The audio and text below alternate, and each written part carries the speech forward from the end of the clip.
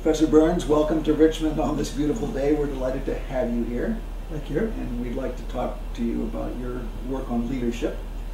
And maybe we can begin by asking you how you first got interested in the study of leadership.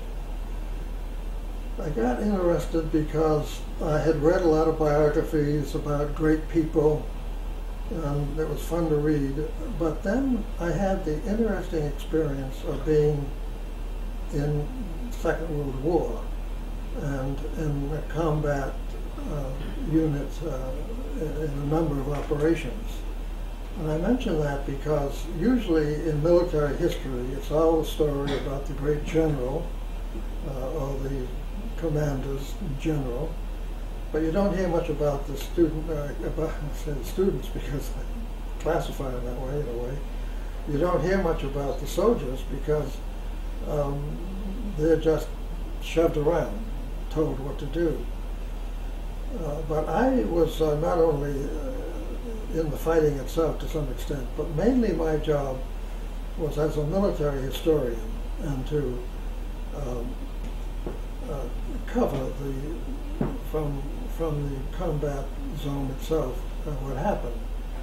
And what interested me was that when we assembled the troops after the operation to go through what had happened and found out exactly what happened in the very front line, you kind of lost the officers and captains and majors, and you saw a kind of grassroots leadership on the part of the soldiers, where a corporal and a private were arguing out, look, let's go that way, no, Bill, and so on. But you got a sense of leadership arising right from the ranks. So that greatly influenced me coming back into civil life, civilian life, to look at to what extent do we exaggerate the role of the leaders that we hear so much about and minimize the role of leadership at the grassroots.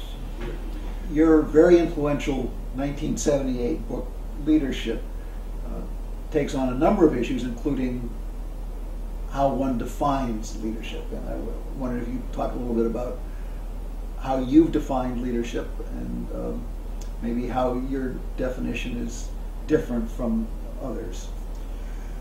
I define it in a rather unique way in that, to me, and it gets back to what I said earlier, leadership is followership, and followership is leadership. And that is that the great leader creates more leaders of the people he works with or she works with, and involves them in the work of the day, and gives them not only recognition but gives them power and authority. And getting back to my first point, then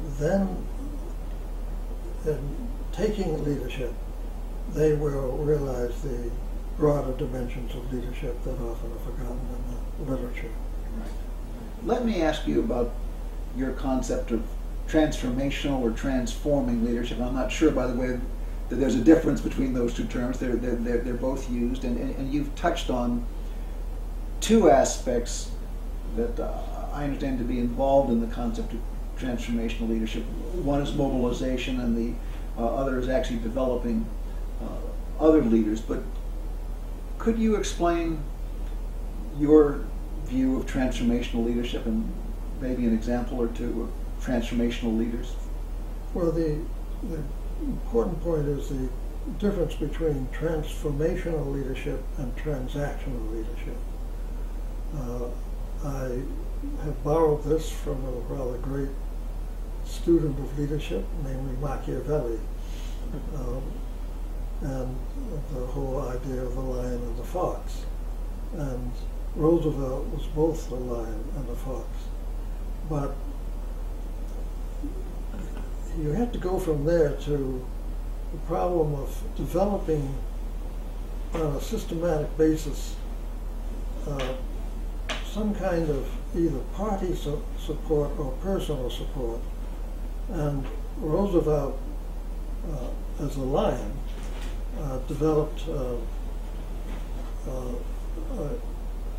a great personal following, obviously. But again, he did not develop the organized support that you get from a party. He, in short, neglected the neglected the Democratic Party. And when he died, left a disrupted Democratic Party, a very divided party.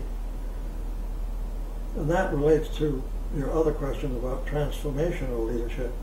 Just as transactional leadership is sort of brokerage, you just get people together and to work out differences and so on. Transformational leadership is very conflict-ridden. Right. You cannot be a great transformational leader unless you make enemies. Right. And he became a transformational leader, though he did not want enemies. Well, he was the one who said that they hate me and I welcome their hatred. That's a pretty strong statement from the president. So the transformational leader, in a word, produces intended change. Really two words, because not only produces change, but intended change. Lots of leaders produce changes that didn't particularly work. But FDR, in that sense, did produce lasting change. Social Security, we can go through the list, but it's pretty well known, and of course, that's the point.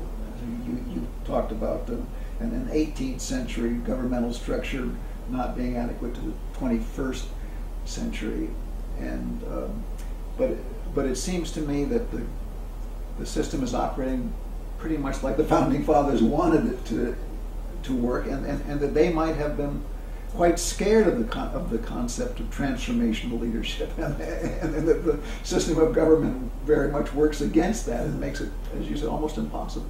That's so true. But the interesting thing, Al, is how we had the transformational leaders then. Yes. The Constitution, Yes. compared to what we had before the Constitution, is a great transformational act. Yes. And the leaders at the time, you go back to that era, not only, of course, the well-known Washington and Jefferson, but Madison, of course, is a brilliant theorist, Hamilton, and then many other sort of secondary leaders we don't hear so much about, who could go and in one summer draw up what was a great transforming achievement, namely the Constitution of the United States. Never mind our criticism of it, the fact that these people could redraw the whole system with all the rivalries and hatreds and so on that existed at the time. And then, even more, they and others get it adopted, is one of the most breathtaking examples of leadership we have in the history of democracy.